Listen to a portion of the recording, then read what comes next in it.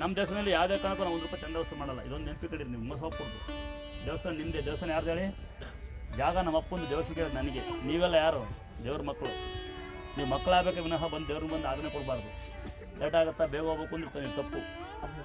ತಾಯಿ ಸಂಘ ಇರಾಗ ಪುಣ್ಯ ಮಾಡಿರ್ಬೇಕು. 5 ಅಡಿಗೆ ನೀರು 8 ಅಡಿ ವಿಗ್ರಹ ಮೂರ್ತಿಗಳು ತಾನಾಗೆ ಸಿಗೋ ಸುಲಭ ಅಲ್ಲ. ವಿಗ್ರಹ ಮೂರ್ತಿ ಥರ ಮಕ್ಕಳು ನನಗೆ ನೀವು ನಂಬೋದೇ ಅಲ್ಲ ಯಾರು ಆಯ್ತಾ.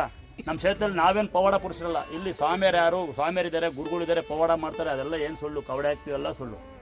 ನಾನೇ ಮುಖ್ಯಸ್ಥ, ನಾನೇ. ನನಗೆ ದೇವ್ರು ಸಿಕ್ಕಿರೋದು, ನಂಗೆ ಸಿಕ್ಕಿದ್ದು ನಾನು ಸ್ಥಾಪನೆ ಮಾಡ್ಕೊಂಡಿದ್ದೀನಿ. ನಾನು ದೇವ್ರ ಮಗ. ನೀವು ನೆಂಟರಾಗಬಾರ್ದು.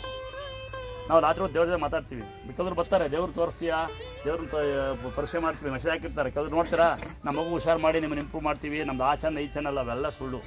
ನಾನು ಯಾವುದೇ ಕಾರಣಕ್ಕೆ ಹುಷಾರು ಮಾಡಲ್ಲ. ನಿಮ್ಮಲ್ಲಿ ನಂಬಿಕೆ ಇರಬೇಕು. ನಮ್ಮ ಹುಟ್ಟಿದ ಹುಷಾರಾಗುತ್ತೆ ಅನ್ನೋದು ಅಮ್ಮನವ್ರ ಪ್ರೇರಣೆ. ಹುಟ್ಟಿದ ಹುಷಾರಾಗುತ್ತೆ ಅಂದರೆ ಅದು ಯಾರು ಪ್ರೇರಣೆ ಹೇಳಿ? ತಾಯಿಯವರು ಪ್ರೇರಣೆ. ನೀವು ಅಷ್ಟು ನಂಬಿರ್ತೀರಾ ಅಂತ ಅರ್ಥ. ಎಷ್ಟೋ ಮನೆಯಲ್ಲಿ ಇನ್ನಿಕಾದ ಋಷಿಮುನಿಗಳು ತಪ ಮಾಡಿ ದೇವ್ರು ಕಾಣ್ತಿರುವಂತೆ. ಈಗ ಯಾವುದೋ ರೂಪ ಬಂದು ಕಾಣುತ್ತೆ, ನನ್ನ ನಾಯಿ ರೂಪ ಕಾಣುತ್ತೆ, ನನ್ನ ರೂಪ ಕಾಣುತ್ತೆ, ಮಮ್ಮ ರೂಪ ಕಾಣುತ್ತಂತೆ, ಮಕ್ಕಳ ರೂಪ ಕಾಣುತ್ತೆ ಅಂದರೆ ಅದು ನೀವು ಮಾಡಿದ ಪುಣ್ಯ. ಅದು ನೀವು ನಿಮ್ಮದಿರೋಕ್ಕಂಥ ನಂಬಿಕೆ. ಇಲ್ಲೇನೆ ನಾವು ನೋಡಿ ಕೂಡ ಗುರುಗಳು ಕೊಡೋದಿಲ್ಲ ಅಲ್ವಾ?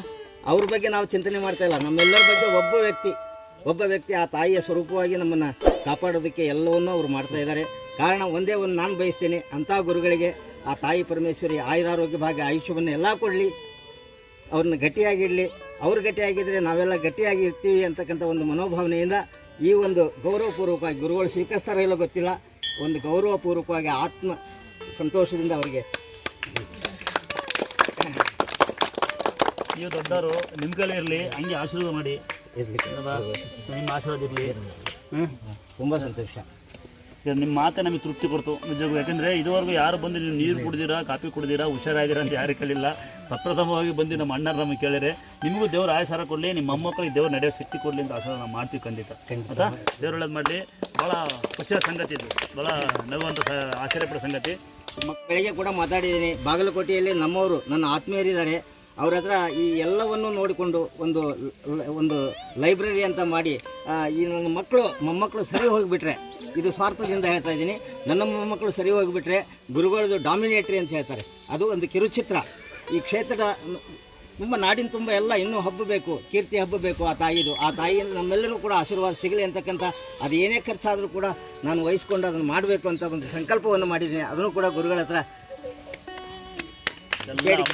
ಎಲ್ಲ ತಾಯಿಯಂದ್ರ ಆಶೀರ್ವಾದ, ಎಲ್ಲ ನಿಮ್ಮಂಥ ಜನರ ಆಶೀರ್ವಾದ, ಅದೇ ಪ್ರೀತಿ. ನಾವೇನು ದೇವರಲ್ಲ. ಅದ ದೇವ್ರು ಒಳ್ಳೆ ಮಾಡಲಿ. ಅಣ್ಣವ್ರು ಭಾಳ ತಿಳ್ಕೊಂಡಿದ್ದಾರೆ.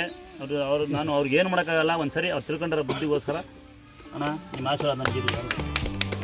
ನಿಮ್ಮ ಆಶೀರ್ವಾದ ನಮಗಿರಲಿ. ಭಾಳ ಸಂತೋಷಗಳೇ ಮಾಡೋಂತೆ. ಕಟ್ ಮಾಡಿ ಭೂಮಿ ಮೇಲೆ ಯಾರು ಗುರುಗಳಾಗಲ್ಲ, ಯಾರು ಸ್ವಾಮಿಯರಾಗಲ್ಲ. ಮನುಷ್ಯನೇ. ಎಲ್ಲ ತಿನ್ನೋದು ಅನ್ನನೇ, ಎಲ್ಲ ತಿನ್ನೋದು ಎಲ್ಲ ಹಾಕೊಂಡು ಬರ್ತೇನೆ. ನಾನು ನಾರ್ಮಲ್ ಮನುಷ್ಯ. ಯಾವತ್ತೂ ನೀವು ಗುರುಗಳು ಅಂತ ನಾನು ಕರೀಲೇಬೇಡಿ. ಅಣ್ಣ ತಮ್ಮ ಅನ್ನಿ ಬರಲ್ಲ, ನೆಂಟು ಅನ್ನಿ ಬರಲ್ಲ, ಅಣ್ಣ ಅನ್ನಿ ಪ್ರೀತಿಯಿಂದ. ಕೆಲವರು ಅಪ್ಪ ಅಂತಾರೆ, ಅದೇ ಪ್ರೀತಿ. ಗುರು ಅಂತೀರ, ಅದು ನಿಮ್ಮ ದೊಡ್ಡತನ. ನಾನು ಗುರುವಾಗಿಲ್ಲ, ನಾನು ತಾಯಿ ಪಾದ ಸೇವಕ. 2 ತಾಯಿಗೆ ದುರ್ಗಾ ಪರಮೇಶ್ವರಿ, ಗಂಗಾ ಪರಮೇಶ್ವರಿ ಹೇಳಿ ಅವ್ರ ಪಾದ ತೊಳಿತೀನಿ. ಅವ್ರು 2 ವರ್ಷ ನೀರು ಕುಡಿತೀನಿ. ಅವ್ರ ತಲೆ ಮೇಲೆ ನೀರು ಹಾಕ್ತೀನಿ ಅಂತ ನೀರಾಗಿ. ಇದೇ ನಮ್ಮ ಪುಣ್ಯ. ನಮಗೆ ಸಿಕ್ಕಿರೋ ಪುಣ್ಯ ಏನು ಗೊತ್ತಾ? ನೀವು ಆಚಿಂದ ದೇವ್ರನ್ನ ಆಜ್ಞೆ ಮಾಡ್ತೀರಿ, ನಾವು ಒಳಗಿರೋ ತಾಯಿನ ಬೇಡ್ಕೊಳ್ತೀನಿ. ಇಷ್ಟೇ ವ್ಯತ್ಯಾಸ ನಮಗೆ. ನಿಮಗೂ ನೀವೇನು ಮಾಡಬೇಕು? ಆಜ್ಞೆ ಮಾಡಬಾರ್ದು. ಈಗ ಕೈ ಇಲ್ಲ, ಕಾಲಿಲ್ಲ, ಕುತ್ತಿಲ್ಲ, ಮಕ್ಕಳು ಒಳಗಲ್ಲ ಬಂದಿರ ಅಂದರೆ ಅದು ನಾವು ಮಾಡ್ತಕ್ಕಂಥ ಪೂರ್ವಜನ ಕರ್ಮ. ಅದು ತೀರ್ಸಿನ ತಾಯಿನೇ ಕೇಳಬೇಕು. ಮತ್ತು ಹುಷಾರಾಗುತ್ತಾ ಅಂತ ದೇವ್ರನ್ನ ಕೇಳಕ್ಕೆ ನಾವ್ಯಾರು ಅಲ್ವಾ? ಹುಷಾರಾಗುತ್ತಾ ನಾವ್ಯಾರಪ್ಪ ಹುಷಾರು ಮಾಡೋಕ್ಕೆ? ಯಾರಪ್ಪ ಪವಾಡ ಪುರುಷ ಭೂಮಿ ಮೇಲೆ? ಅದೆಲ್ಲ ಸುಳ್ಳು. ದೇವರೇ ಶಾಶ್ವತ, ದೇವರೇ ನಿತ್ಯ, ದೇವರೇ ಸತ್ಯ. ಗೊತ್ತಾ? ಮತ್ತೆ ಯಾರೋ ಅನ್ಬೇಡಿ, ನನ್ನ ಮನೆ ಯಾರು ಆಕಾಶ ನಿಮ್ಮಂತ ಗುಣಗಳಿದ್ದಾರೆ. ಪ್ರತ್ಯಕ್ಷವಾಗಿ ಪರೋಕ್ಷವಾಗಿ ಅಕ್ಕಿ ತಂದ್ಕೊಡೋರು, ರಾಗಿ ತಂದ್ಕೊಡೋರು, ಬೆಲ್ಲ ಮೈ ಮೇಲೆ ಬಟ್ಟೆ ತಂದ್ಕೊಡೋರಿದ್ದಾರೆ. ಈ ಶರ್ಟ್ ಏನು ಬೇಕು ನಿಂಗೆ ಗೊತ್ತಾ? ನಿಮಗೆ ಯಾರು ಗುಲ್ಬಾರ ತಂದ್ಕೊಟ್ಟಿದ್ರು. ನಿಮ್ಮ ಪ್ರೀತಿ ಮುಂದೆ ಯಾವ್ದು ದೇವರು ಸಮ ಅದು ಎಲ್ಲಿ ಅಲ್ಲದ. ದಯವಿಟ್ಟು ಇನ್ನೊಂದ್ಸರಿ ಪ್ರತ್ಯಕ್ಷ ಪರೋಕ್ಷವಾಗಿ ನಮ್ಮ ಹೆಸರು ಬೆಳೆಸ್ತಾರೆ, ದೇವರ ಹೆಸರು ಬೆಳೆಸ್ತಾರೆ. ನಿಮಗೆ ಬರೋಕ್ಕೆ ದಾರಿ ಮಾಡ್ಕೊಡೋಂಥ ಮುಖ್ಯ ಪಾತ್ರ ಪುಣ್ಯಾತ್ಮರು. ಅಕ್ಕಿ ತಂದ್ಕೊಡೋ ಬೆಲ್ಲ ತಂದ್ಕೊಡೋ ಗೌರವ ಒಂದ್ಸರಿ ಅವ್ರಿಗೆ ಈಗ ಒಂದ್ಸರಿಗೆ ಹೊಸ ಆಮೇಲೆ ದೇವ್ರ ಮೇಲೆ ಯಾರನ್ನೂ ಆಯ್ಕೊಳ್ಳೋಕೆ ಹೋಗಬೇಡಿ. ಅವ್ರ ತಗ್ರ ಮೇಲೆ ಅವ್ರಿಗೆ ಅಭಿಮಾನ ಇರುತ್ತೆ. ಡಾಕ್ಟ್ರು ದೇವರು, ನರ್ಸು ದೇವರು ಅಲ್ವಾ? ನಮ್ಮ ಮಕ್ಕಳೇ ಅಪ್ಪ ಅಮ್ಮನೇ ಮುಟ್ಟಲ್ಲ. ಡಾಕ್ಟ್ರುಗಳು, ನರ್ಸ್ಗಳು ಏನು ಮಾಡ್ತಾರೆ? ನಿಮಗೆ ತೊಳೆದು ಬಳ್ದು ಅಲ್ವಾ ಕ್ಲೀನ್ ಮಾಡ್ತಾರೆ. ಶಿಕ್ಷಕರು ನಿಮಗೆ ವೃತ್ತಿ ಕಲಿಸ್ತಾರೆ. ಮುನ್ಸಿಪಾಲ್ಟರ್ ಕಸ ಹೊಡಿತಾರೆ, ರೈತರು ಬೆಳೆ ಬೆಳೀತಾರೆ. ನೀವು ಕಬ್ಬಣ ಬೆಳೆಯಿದ್ದೀರಿ, ಕಬ್ಬಣ ಎತ್ತರಿದ್ದೀರಿ, ಮಣ್ಣು ಎತ್ತೀರಿ, ಯಾವ ಕಷ್ಟ ಬಂದಿದ್ದೀರಲ್ಲ ಬೈ ಮೇಲೆ. ನೀವೆಲ್ಲ ಒಂಥರ ಕೆಲಸಗಾರರು, ನಾವು ಒಂಥರ ಕೆಲಸಗಾರರೇ. ಹೆಂಗೆ ಗೊತ್ತಾ? ತಾಯಿ ಸೇವೆ ಮಾಡೋ ಪುಣ್ಯ. ಭಿಕ್ಷೆ ಬೇಡ್ತೀವಿ ನಾವು. ಹೆಂಗೆ ಹೇಳಿ ನೋಡಿ? ನಿಮ್ಮ ಸೇವೆ ಮಾಡ್ತಾ ಇದ್ದೀವಿ, ತಟ್ಟೆ ಒಟ್ಟು ಭಿಕ್ಷೆ ಬೇಡ್ತೀವಿ. ನೀವು ಕೂಡ ಅನ್ನ ತಿಂತೀವಿ, ನೀವು ಕೂಡ ಅಕ್ಕಿ ತಿಂತೀವಿ. ನಿಮ್ಮ ಭಯ ಔಷಧಿ ಇಲ್ಲ. ದಯವಿಟ್ಟು ತಿಳಿದೇ ಬಂದಿರಲ್ಲ, ಏನಕ್ಕೆ ಬಂದಿರಲ್ಲ.